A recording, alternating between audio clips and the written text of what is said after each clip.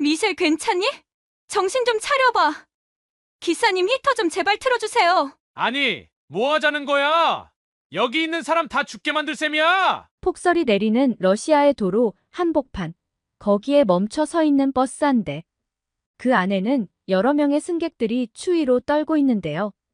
그중 한 아이의 창백해진 얼굴을 확인한 엄마는 버스 기사에게 제발 히터를 틀어달라고 애원하고 있습니다. 하지만 무슨 일에서인지 동양인 남자가 극구 안 된다며 소리치고 있는데요. 이 버스에는 과연 무슨 일이 있던 걸까요? 안녕하세요. 세계인들의 한국에 대한 감동적인 이야기를 전해드리는 감동뭉클입니다. 저희 채널은 해외 커뮤니티 레딧과 신청자의 실제 사연을 제보받아 실화를 바탕으로 영상을 제작하고 있습니다. 구독과 좋아요, 공유 알림 설정은 영상 제작에 큰 힘이 됩니다. 오늘의 이야기 지금 시작합니다. 안녕하세요. 저는 러시아 시베리아 지방에 살고 있는 아나스타시아라고 합니다. 해마다 겨울 특히 폭설이 내릴 때면 저는 몇 년 전 겪었던 사건이 생각나곤 합니다. 제 딸이 9살이니 벌써 2년 전의 일이 되었네요. 제가 이곳에 사연을 보낸 이유는 지난 겨울 저와 저의 딸을 비롯한 많은 사람들의 목숨을 구한 사건에 대해 감동뭉클 구독자분들에게도 전달해드리고 싶기 때문입니다. 정말 그분들이 없었다면 그날 고속버스에 있던 사람들 모두 사랑하는 가족들을 다시는 보지 못했을 겁니다. 저는 러시아의 가장 추운 지역 중 하나인 시베리아에서도 그나마 큰 도시인 이르쿠츠크 지역에 살고 있었습니다. 시베리아 지역에서는 큰 도시인지라 국제 및 국내 버스 노선이 다녀서 지역 간의 이동이 그나마 수월한 지역이라 저희 지역에는 많은 관광객들이 방문하고 있습니다. 연세가 있으셔서 다니시던 직장을 그만두신 부모님께서는 관광객을 대상으로 한 작은 민박집을 운영하고 계셨습니다. 저는 그 민박집의 외동딸로 자랐습니다. 학기 중에는 학교를 가고 방학 때는 부모님을 도와드리고 가끔 동네 친구들과 만나서 놀고 그렇게 특별할 것 없이 평범한 고등학생이었습니다. 그렇게 무난하게 대학교에 진급하여 남자친구도 사귀고 행복한 나날을 보내고 있었습니다. 그러던 어느 날 제 삶을 송두리째 바꾼 사건이 일어났습니다. 같은 동네, 같은 대학을 다니던 남자친구와의 사이에서 아기가 생겨난 거죠. 처음 사실을 알았을 때 어떻게 해야 할지 난감했습니다. 어렸을 때부터 같은 동네에서 지냈고 고등학교, 대학교도 쭉 같이 다녔던 믿음직했던 남자친구였기에 저는 망설임 없이 털어놓았습니다. 그런데 제 믿음이 너무 컸던 걸까요? 남자친구는 매우 당황하더니 저한테 왜 조심하지 않았냐고 하면서 자신은 아이를 키울 자신이 없다고 했습니다. 남자친구도 경황이 없을 거라 생각하고 우리는 조금 생각할 시간을 갖기로 했습니다. 그렇게 며칠 후 남자친구에게 연락을 했으나 연락이 되지 않았고 그 친구 집에 찾아갔는데 그 가족들 모두 마을을 떠나고 난 뒤였습니다. 평소에 부모님들께서도 서로 왕래가 있으셔서 그 집 소식을 부모님께 여쭤보니 아들이 좋은 취업 자리가 생겼는데 부모님을 모시고 가고 싶다고 해서 갑자기 이사를 가게 됐다고 하더라고요. 그 말을 들었을 때 정말 하늘이 무너지는 것 같았습니다. 저희 부모님께서는 연로하시고 워낙 보수적이셔서 쉽게 말을 꺼낼 수 없었습니다. 하루가 틀리게 제 배가 점점 불러왔고 옷으로 가리려고 했지만 더 이상 부모님을 속일 수는 없었습니다. 그래서 어렵게 부모님께 말씀드렸는데 부모님께서는 큰 충격을 받으셨습니다. 외동딸에 늦게 얻은 딸이라서 애지중지 저를 키우셨는데 그렇게 믿었던 딸에게 너무 큰 실망을 하셨기에 그걸 보고 있는 제 마음도 편하지 않았습니다. 온 동네에 소문이 날게 뻔하니까요. 그래서 저는 당장 애를 낳을 때까지 집을 떠나 있기로 결심했습니다. 그동안 부모님을 도와드리며 받은 용돈과 방학 동안 했던 아르바이트를 통해 모아두었던 돈을 가지고 일자리를 좀 더 쉽게 구할 수 있는 대도시로 떠났습니다. 점점 배가 불러왔기에 정직원이 아닌 아르바이트 파트타임으로 일을 하면서 소중한 딸을 출산하고 열심히 살아왔습니다. 감사하게도 부모님의 지속적인 지원으로 매달 조금의 생활비가 부모님의 선물이 되어 제게 힘이 되었고 그 덕분에 어려움 속에서도 생활을 유지할 수 있었습니다.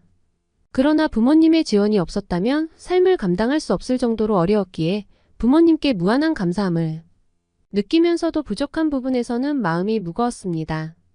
부모님께 잘 사는 제 모습을 보여드리고 싶었지만 부모님 도움 없이는 어려운 상황에서 살아가고 있어서 부끄러움과 죄송함이 함께 있었습니다. 하루하루 살고 먹기에 바빠서 저는 1년에 딱 2번 추수감사절과 크리스마스에 안부전화 통화를 하는 게 다였습니다. 시간이 흐를수록 부모님께서는 저와 제 딸을 몹시 보고 싶어 하셨습니다. 하지만 안정적인 직장을 얻어 부모님과 함께 할 수 있는 날을 꿈꾸면서 저는 더욱더 열심히 살았습니다. 밝고 기쁜 소식을 전하고 싶었지만 혼자 딸을 키우며 살기에 아직 이 세상은 녹록지 않더라고요. 좋은 소식을 전해드리지 못한 것이 마음 아픈 현실이었습니다. 그렇게 하루 이틀 미루다 보니 7년이라는 시간이 흘렀습니다. 그러던 어느 날 어머니께서 이번 크리스마스 연휴에는 꼭 저와 제 딸과 함께 지내고 싶다고 말씀하셨습니다. 아버지께서 제가 집을 나간 뒤로 충격에 쓰러지셨고 이제 나이가 있으시다 보니 거동도 불편해지시고 날이 갈수록 건강이 안 좋아지셨다고 했습니다. 아버지의 상황을 제가 알게 되면 제가 속상해할까봐 그동안 부모님께서는 저에게 아무 말도 하지 않으셨던 거였습니다. 그 말을 듣는 순간 정말 죄인이 된 것 같아 너무나 마음이 아프고 죄송했습니다. 아버지께서는 죽기 전에 저와 딸을 너무 보고 싶다고 하신다는 거였습니다. 직접 말씀은 못하시고 어머님에게 말씀을 하셨더라고요. 그 말을 들으니 더 이상은 미룰 수가 없었습니다. 저도 부모님만큼이나 부모님 품이 무척 그리웠으니까요. 그래서 크리스마스 일주일 전 부모님을 뵙기 위해 고향으로 가는 버스에 올랐습니다. 그동안 삶에 치여 사느라 딸아이가 크도록 여행을 한 번도 간 적이 없기에 아이는 매우 들떠 있었습니다. 아이의 그런 모습을 보니 미안하기도 하고 저도 다시 부모님을 뵐 생각을 하니 설레었습니다. 저희의 설레는 마음을 하늘이 아는 듯 날도 매우 화창했습니다. 설레는 마음으로 버스에 탄 후 아이와 잠시 눈을 붙이려고 하는데 심각한 상황이 발생했습니다. 갑자기 라디오에서 긴급경보 알림이 울리며 속보방송이 들렸습니다. 매서운 북극 기류가 현재 러시아로 급속도로 다가오고 있다는 것이었습니다. 이 북극 기류는 폭설과 강풍을 동반하고 있기에 거주민들은 외출을 절대 자제하고 비상시에는 112로 연락하라는 내용이었습니다. 시베리아 지역에서는 종종 있는 일인데 방송이 나올 때만 해도 밖의 날씨는 화창했었기 때문에 저희는 별로 걱정하지 않았습니다. 전날 새벽까지 일을 하고 짐을 싸느라 몹시 피곤했던 저는 잠시 잠이 들었습니다. 한 20분쯤 흘렀을까요? 사람들의 웅성거리는 소리가 들리기 시작했습니다. 잠결에도 버스가 멈춘 것 같았어요. 처음에는 정지 신호를 받았나 보다 하고 신경 쓰지 않았는데 한참이 지나도 버스가 움직이지 않아 이상한 낌새에 눈을 떴습니다. 그런데 세상의 하늘은 컴컴해져 있고 순식간에 날씨가 돌변해 있는 상황이었습니다. 밖에는 눈발이 강력하게 변해서 휘몰아치기 시작했고 대형 버스도 흔들림이 있을 정도로 돌풍이 몰아치기 시작했습니다. 한적한 도로 위는 금세 버스 바퀴가 잠길 정도의 눈이 쌓였습니다. 운전기사는 한치 앞을 확인하기 힘들다며 안전상의 문제로 정차하겠다고 했습니다. 그러고는 기상이 나아져야 운행이 가능하다면서 혹시나 모를 상황을 대비해서 연료를 아껴야 하니 히터는 끄겠다고 했습니다. 그 말을 들은 버스 안의 승객들은 웅성거리기 시작했고 각자 자기 가족들에게 전화해서 자신의 안부를 전하고 상황을 전달하기 시작했습니다. 어떤 사람은 벌써 울기 시작하더군요. 저도 부모님께 전화를 하였습니다. 그러자 부모님께서는 북극 한파기류가 심상치 않다면서 아직 출발하지 않았어야 하는데 어디냐고 물으셨습니다. 저는 걱정을 드릴 수가 없어 출발은 했지만 제가 있는 곳은 지금 괜찮고 버스도 안전에 문제가 생기면 무리하게 운행하지는 않을 거니 걱정하지 마시라고 말씀드리고 얼른 끊었습니다. 이미 버스 안은 혼돈 상태로 어수선했습니다. 버스는 1시간 동안 움직일 수 없었습니다. 눈발이 더 강해지면서 버스의 바퀴보다 더 높이 눈이 쌓였습니다. 이미 112로 구급 요청을 하였지만 구급차도 언제 도착할지 모르는 상황이었습니다. 버스 안은 혼돈 상태였고 두려움과 걱정이 몰려왔습니다. 그렇게 몇 시간이 지났는데 딸아이가 갑자기 너무 춥다며 입술이 파래지고 기운 없이 축 처지기 시작했습니다. 아이 몸이 얼음덩어리 같았습니다. 너무 놀란 저는 기사분에게 아이가 이상하다며 히터를 좀 틀어달라고 소리쳤습니다. 그랬더니 여기저기에서 그동안 참았던 승객들이 맞다며 얼른 히터 틀어서 아이를 따뜻하게 해주라고 했습니다. 그리고 구급차가 곧 도착할지도 모르니 우선 따뜻하게 있자고 했습니다. 버스 기사님은 아이가 계속 늘어지고 승객들의 요청이 강하다 보니 히터를 틀겠다고 대답했습니다. 그런데 갑자기 뒤에 있던 한 동양 남성이 일어나더니 지금 히터를 트는 것은 모두를 죽이는 일입니다. 절대 안 됩니다. 라고 소리를 질렀습니다. 승객들은 일제히 그 동양인을 바라보았습니다. 확신에 찬 얼굴로 동양 남자는 눈이 이미 버스의 절반까지 쌓여 있는데 이 상황에서 히터를 틀면 일산화탄소 매연이 버스 내부로 다 들어옵니다. 그렇게 되면 여기는 산소가 부족하게 되어 더 힘들어집니다. 라고 말했습니다. 그러면서 힘들겠지만 저와 몇몇 남자분이 버스 밖으로 잠시 나가서 짐칸에 있는 짐을 가져옵시다. 그리고 최대한 옷을 껴입고 나눠 먹을 식량도 모아 보시죠. 라고 했습니다. 갑자기 버스 안은 고요해졌습니다. 사실 모두 막막했던 것이죠. 극한의 한파가 몰아치는 지금 상황에 이 많은 승객들의 짐을 꺼내기 위해선 버스 옆으로 쌓인 눈도 치워야 하고 짐 또한 매우 많았기 때문이었죠. 모두 머뭇거리는 그때 남성은 제 딸을 보며 지체할 시간이 없다고 하면서 바로 자신과 함께하는 일행들 6명과 모자와 장갑을 착용하고 버스 앞문으로 나가 주변의 눈을 치우기 시작했습니다. 그렇게 길을 만들어서 짐칸에 실린 짐을 나르기 시작했습니다. 시간이 지나자 내부에 있던 승객들 중 남성들은 먼저 나간 사람들이 체온이 떨어지기 전에 자리를 바꾸며 짐을 옮기는데 합류했습니다. 버스 문이 잠깐씩 열릴 때마다 엄청난 바람이 들어오는 것으로 보아 바깥 기온은 상상할 수 없을 정도로 추운 것이 확실했습니다. 남자 승객들은 눈을 조금씩 치워가며 버스의 짐칸까지 갔고 승객들의 캐리어나 짐보따리를 버스 안으로 보냈습니다. 나머지 승객들은 자기 짐을 열어서 최대한 옷을 껴입었습니다. 다행히 추운 지역으로의 여행이라 옷들을 꽤 준비했더라고요. 저도 미리 챙겨온 장갑, 워머 등을 꺼내 아이에게 덮어주고 보온을 유지하려고 했습니다. 한 할머니 승객께서 고맙게도 보온병에 차를 담아온 것이 있어서 딸아이에게 나누어 주었습니다. 그렇게 보온을 유지하고 따뜻한 차를 먹이니 딸아이의 입술색이 점점 정상으로 돌아왔습니다. 우리는 서로 필요한 옷가지와 먹거리를 나누며 대화도 하게 되고 친밀감이 형성되었습니다. 짐을 버스 안으로 다 옮긴 남자 승객들이 버스 안으로 들어왔습니다. 어찌나 추웠던지 잠깐 사이에 코끝이 얼어서 빨개져 있었습니다. 동양인 남자도 옷을 꺼내 두툼히 입고 가방에서 뭔가 주섬주섬 꺼내더니 저에게 다가와 딸에게 주라면서 무언가를 주었습니다. 그리고 다른 승객들에게도 한 개씩 나누어 주었습니다. 영어로 핫팩이라고 쓰여있는 조그마한 모래봉지 같은 거였어요. 동양인 남자는 겉비닐을 뜯어서 안에 있는 모래주머니를 흔들면 손난로처럼 따뜻해질 거라고 했습니다. 옷과 옷 사이에 넣어두면 12시간 이상 따뜻해질 거라고 했습니다. 시키는 대로 따라해 보니 정말 따뜻해지더라고요. 손발이 찼던 딸아이의 양말 사이에 핫팩을 넣었더니 거짓말처럼 얼음처럼 차가웠던 발이 금세 따뜻해졌습니다. 승객들이 핫팩에 대해 탄성을 질렀습니다. 동양인 남자는 이건 한국에서 가져온 건데 겨울에 많이 사용하는 핫팩이라고 소개해 주었습니다. 그리고 또 가방 안에서 뭘 꺼냈습니다. 꽤 두툼한 담요인데 뭐랄까 촌스럽기도 하고 동양스럽기도 한 그런 무늬였어요. 한국 남자는 저희 딸과 다른 어린아이를 데리고 있는 엄마에게 주며 어린아이들에게 담요를 덮으라고 주었습니다. 저는 딸아이를 담요로 감싸고 나서 그 동양인 남자에게 무슨 담요길래 찬 기운이 없고 이렇게 폭신한 거냐며 물었어요. 한국의 신문물에 또 호기심이 발동한 승객들이 너도 나도 담요를 만져보았죠.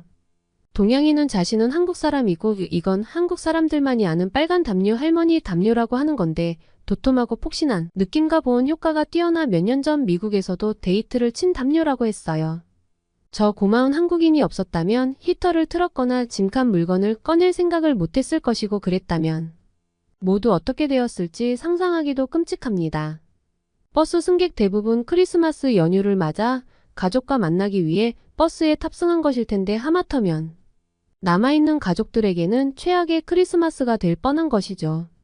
현명한 한국분들 아니었으면 모두 어떻게 됐을지 상상만 해도 아찔합니다. 사실 더 아찔한 순간이 있었습니다. 눈이 살짝 소강 상태였던 때 버스가 미끄러지면서 살짝 기우뚱하며 뒤로 밀리는 느낌이 났습니다. 버스가 멈춰 섰던 곳이 경사로여서 그랬던 것 같습니다. 이를 빨리 알아챈 한국 일행분들은 빨리 나가서 버스를 밀어야 한다며 모두 나가게 했습니다. 나가보니 버스가 뒤로 밀려나는 것이 보였습니다.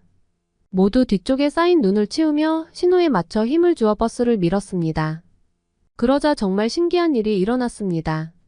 엄청난 무게의 버스가 힘을 맞춰 미는 순간 앞으로 밀려났고 모두 힘을 모아 평평한 도로까지 버스를 옮겼으니까요. 평생토록 잊지 못할 기억일 겁니다. 기적 같은 일이었어요. 모두 정신없이 힘을 쓰고 버스로 다시 들어왔을 때 뭉클함을 느꼈습니다. 죽을 고비를 모두 함께 넘겼으니까요. 곧 구조 차량이 도착했습니다. 이 모든 고비들을 해결한 뒤에 온 구조 차량이 반가우면서도 야속하기도 했습니다. 구조요원들은 모두 무사하게 있는 저희를 보며 연신 감탄사를 내뱉었습니다. 이미 앞에 많은 차량들을 구조하며 히터의 운명을 달리하거나 미끄러지는 차량을 섣불리 개인이 막아 운명을 달리한 분들도 있었던 것이었죠.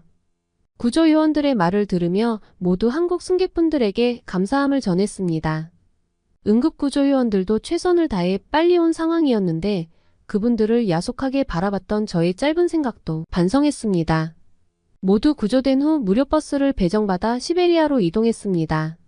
거기서 부모님과 7년 만에 재회한 순간 저는 옆에 딸아이가 있다는 생각도 잠시 잊은 채 한참 동안 어린 아이처럼 울었습니다. 그렇게 재회하고 난 뒤 주위를 둘러보니 아까 그 한국분 일행이 계셨습니다. 그래서 우리 딸의 목숨을 살려준 그분들에게 괜찮으시다면 부모님께서 운영하는 민박으로 가시겠냐고 물어봤습니다. 한국인 남성분은 안 그래도 일정에 차질이 생겨서 난감했는데 감사하다고 하며 우리는 그렇게 부모님이 하시는 민박집으로 향했습니다. 도착한 뒤 오늘은 다들 너무 피곤하실 테니 저녁 식사 준비는 하지 마시고 자기 방에서 간단하게 라면을 먹자고 하더라고요. 민박은 공용 주방에서 아니면 취사가 금지되어 있다고 하니 물만 끓이면 되는 거라 주방에 가지 않아도 되고 한번 먹어보면 좋아할 맛이라고 했습니다. 저는 한국인 승객의 마법 캐리어 속이 너무 궁금했습니다. 대체 뭐길래 하나같이 신기한 것만 계속 나오더라고요.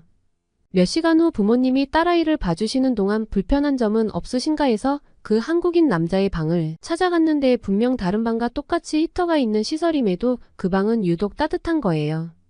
한국인 남성분 침대 위에 이불을 깔고 있었습니다. 부모님께서 드린 이불이 아니었기에 저는 뭔지 여쭤봤더니 본인이 가지고 다니는 거라면서 앉아보라고 하시더라고요. 이불이 다 똑같겠지 하며 앉았다가 깜짝 놀라고 말았습니다. 따뜻하다 못해 포근하기까지 하더라고요. 전기 코드와 연결된 이불은 열기가 대단했습니다. 동양인 남자는 한국에서 쓰는 전기요라고 설명했습니다.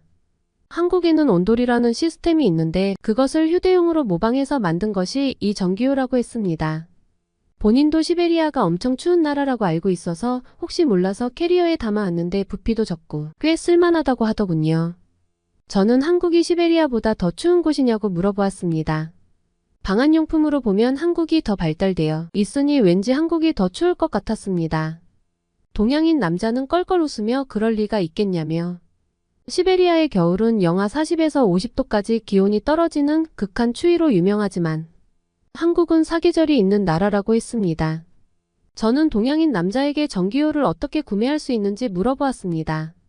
그리고 부모님께 이런 신기한 물건이 있다고 말씀드린 후 이렇게 설치해 놓으면 다른 민박집보다 훨씬 여행객들이 많이 올 것이라고 말씀드린 뒤 인터넷을 통해 한국의 전기요와 빨간 담요를 각각 10개씩 구입해서 부모님 민박집 방마다 배치해 두었습니다. 그 후로 어떻게 되었느냐고요? 저희 부모님 민박집을 다녀간 여행객들이 생전 그런 곳은 처음 본다고 하며 호텔보다 더 따뜻한 곳, 시베리아의 한여름이라며 SNS에 후기를 마구 올려주었습니다. 또 유명 여행 유튜버가 직접 촬영하여 영상까지 올려서 엄청난 조회수를 얻었더라고요. 그 영상을 보고 찾아오신 여행객들로 인해 부모님 민박집은 정말 대박이 났습니다. 그래서 저는 편찮으신 아버님을 대신해 다시 고향으로 돌아와 어머님과 함께 민박집 운영을 돕고 있습니다.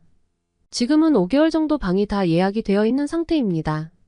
추운 시베리아보다 방한 용품이 더 좋았던 한국 그리고 한국인의 침착함과 현명한 대응을 보면 여러모로 한국인들은 지혜롭다고 느꼈습니다. 그 한국인 여행객이 떠나고 지난 일주일 동안 있었던 일들이 꿈같이 느껴졌습니다. 7년 만에 큰 사고를 겪은 뒤에 만난 가족이었기에 정말 감사한 마음으로 함께한 연말이었습니다. 그 일을 겪은 뒤로 저는 일상이 힘들어도 이 하루하루가 얼마나 감사한 시간인지 생각하며 긍정적으로 살게 되었습니다. 제가 지금 이렇게 일상을 누리고 있는 것은 그때 우리 모두의 은인인 한국분들 덕분이라고 생각합니다. 언젠가 다시 만나게 된다면 정말 감사했다는 인사를 다시 전하고 싶습니다. 게다가 좋은 방한용품을 알려주셔서 저희 부모님 민박집을 유명 장소로 만들어주신 점에 너무 감사하다고 말하고 싶습니다. 어쩌면 한국인분 덕분에 저희 가족이 이렇게 행복하게 다시 모여 살 수 있게 되었으니까요. 그 한국분이 떠나시면서 하신 말을 잊을 수가 없습니다. 제가 제 딸의 목숨을 구해주셔서 정말 너무 감사했다고 말씀드리자 그분은 당연히 해야 할 일을 한 것일 뿐이라며 언젠가 이런 일이 주변에서 발생했을 때 이번 경험처럼 다른 분들을 도와주시면 그것이 서로에 대한 보답 아니겠냐고 미소 지으며 말씀하셨습니다. 정말 그분들의 따뜻한 배려에 감사하게 생각하며 주변에서 어려움을 겪고 있는 분들이 있다면 언제든지 도움을 주고 싶습니다. 마치 제가 한국분들로부터 받았던 도움과 배려처럼 누군가의 미소를 더해주는 일에 헌신하고 싶습니다. 또 제 딸에게도 이런 마음가짐을 가르쳐주어 나눔과 도움의 중요성을 알게 하고 싶습니다. 그녀도 주변에 도움이 필요한 이들을 이해하고 그들에게 손을 내밀 수 있는 따뜻한 마음을 가질 수 있도록 도와나가고 싶습니다. 추운 시베리아보다 방한용품이 더 좋았던 한국, 그리고 한국인의 침착함과 현명한 대응을 보면 정말 한국인들은 지혜롭다고 느꼈습니다. 지금까지 제 이야기 들어주셔서 감사합니다. 오늘의 사연 어떠셨나요? 위기 상황에서 빛을 발한 한국인의 지혜를 알 수 있는 사연이었습니다. 오늘 이야기가 좋으셨다면 구독과 좋아요 눌러주시고 주변의 많은 분들에게 공유해주세요. 사연자분에게 응원과 격려의 말씀들을 댓글로 남겨주세요. 감동 뭉클에서는 여러분의 마음들을 모아 사연자분들에게 전달해드리고 있습니다. 감동적이거나 재미있는 실제 사연들을 제보받고 있으니 소개해주고 싶은 사연이 있으시면 위 메일로 제보해 주시기 바랍니다. 오늘도 여러분의 하루의 작은 즐거움이라도 되었기를 바라며 지금까지 감동 뭉클이었습니다. 끝까지 시청해주셔서 감사합니다. 다음에 더 좋은 영상으로 찾아뵙겠습니다.